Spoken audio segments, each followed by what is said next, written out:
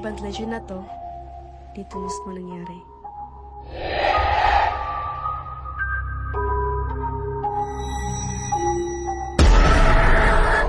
At hindi pwede banggitin ang pangalan niya dito. Mary had a little lamb, little lamb. Kakausapin natin siya. Sino? Nandito na siya. Huwag kayong lilitin. Pero tapos na yung kaso, Biduya. Nabigyan na ba siya ng hustisya? Ba't dito tayo magmi-meeting? Connection. Kailangan natin siyang kausapin. Bakit kailangan lagyan ng ekes ang mukha ni Mary? May tinatago ba sila? Estudyante ko yan.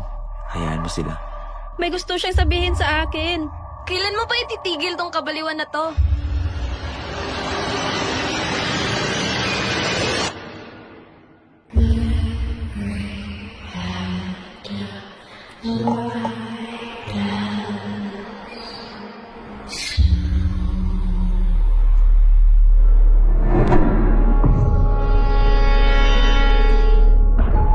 Kahit anong mangyari, huwag kang bibitaw at huwag kang didilat.